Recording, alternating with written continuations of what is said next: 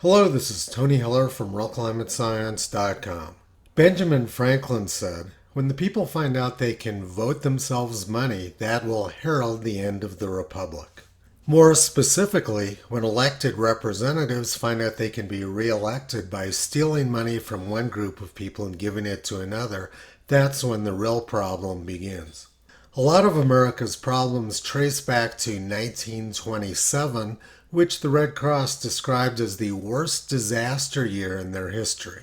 During the fiscal year ending June 1927, the Red Cross rendered relief for 111 disasters, including 29 tornadoes, 24 floods, 23 fires, and 9 hurricanes. This did not include much of the destruction of St. Louis by a tornado later that summer. September 30th, 1927.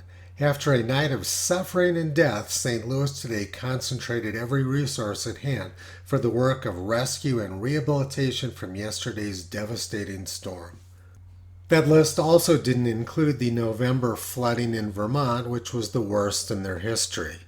The Winooski River lost 1,000 bridges and the lieutenant governor was drowned in the flood. The flooding on the Mississippi River in 1927 was the worst in U.S. history and lasted for 6 months. After the Civil War, tens of thousands of former slaves homesteaded along the Mississippi River.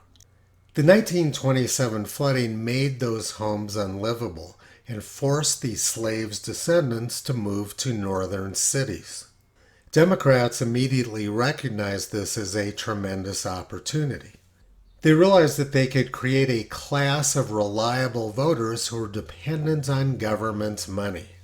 They came up with the idea of a welfare state where they would pay unwed mothers more money depending on how many babies they had out of wedlock. These sort of policies guaranteed the destruction of families. It didn't pay to get married and be responsible. The city of Chicago averages nearly 10 shootings every day.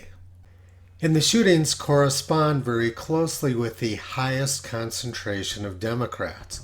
Almost all of the shootings in Chicago occur in neighborhoods which vote more than 90% Democratic. Democrat politicians have successfully created a pool of broken families which are dependent on government money for their survival. This is why Malcolm X described the white liberal as being the worst enemy to the black man and the worst enemy to America. There are many whites who are trying to solve the problem, but you never see them going under the label of liberals. That white person that you see calling himself a liberal is the most dangerous thing in the entire Western Hemisphere. He's the most deceitful. He's like a fox, and a fox is always more dangerous in the forest than the wolf. You can see the wolf coming. You know what he's up to, but the fox will fool you. He comes at you with his mouth shaped in such a way that even though you see his teeth, you think he's smiling, and you take him for a friend. There are many whites who act friendly toward Negroes. A fox acts friendly toward the lamb, and usually the fox is the one who ends up with the lamb chop on his plate. The wolf doesn't act friendly, and therefore the wolf has more difficulty in getting the lamb chop in his plate. I'd like to point out, though, that... I say that because it is usually if you study the structure of the Negro community, economically, politically, civically, psychologically, and otherwise, it's controlled by the white liberal, who usually poses as the friend of the Negro. On the other hand, I think one could point to a large number of whites who have struggled for civil rights, for equality, and have got little or nothing out of it. Other than quite a few bruises. Give me an example. Well, the large number of white students who have gone into the South, for example, working for SNCC and other organizations. Not working for SNCC or other organizations, but working for the white political machines who benefit by the voting efforts of Negroes. Okay. Today, you could point to a large number of Negro leaders who have consistently betrayed Negroes in a whole host of areas. They aren't really Negro leaders. These are puppets that have been put in front of the Negro community by white liberals. These are parrots that have been put in front of the Negro community by white liberals. You can't name me a Negro leader who has betrayed Negroes, who has not been endorsed sanctioned, subsidized, and supported by the white liberals. Democrat politicians are dependent on this pool of voters who can't get away from them. 2 weeks before the 2016 election, Hillary Clinton said she was so far ahead of Donald Trump in the race for the presidency that she no longer even felt the need to pay attention to him. Pollster Frank Luntz announced on election night that Hillary Clinton will be the next president of the United States. I was in Australia during the election, and the newspapers there excitedly announced the election of Hillary Clinton as the next president of the United States. But these people didn't seem to take into consideration the fact that the United States doesn't elect presidents by popular vote, but rather via an electoral college. Electoral votes are assigned to states based on the number of members of Congress they have. Here in Wyoming, we are the least populous state, but we get 3 electoral votes because we have 2 senators like all the other states and 1 congressperson. Bernie Sanders' home state of Vermont is very similar. He would not be in the U.S. Senate if senators were allocated based on population.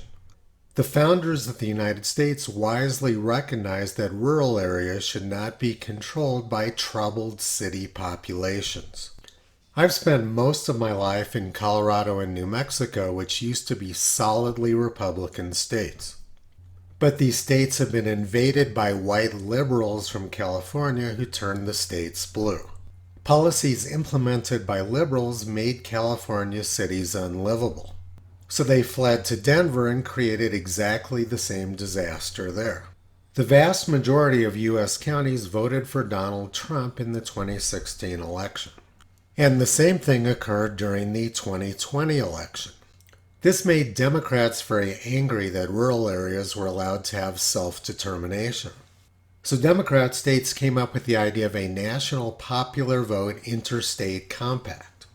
States like Colorado and New Mexico agreed to give up the rights of their voters and provide their electoral college votes to the national popular vote winner. But I have an idea how to teach these liberal Democrats a lesson in history and civics. Imagine if a candidate came along and said that he was going to eliminate taxes in all counties which voted Republican and triple the taxes in all counties which voted Democrat. That candidate would receive tremendous support in 83% of U.S. counties. In all of these states like Colorado, New Mexico, California, and New York, which signed the National Popular Vote Interstate Compact, would be forced to give their electoral votes to that candidate as well. It's not difficult to imagine the panic which would occur in these green states when they realized how foolish their actions were. Their lust for power and control is destroying democratic states, and it's difficult for Toto to understand how people can be so foolish. You can visit Toto, Kyrie Caesar, Toki, Upala, and the 4 new puppies on the web at realclimatescience.com.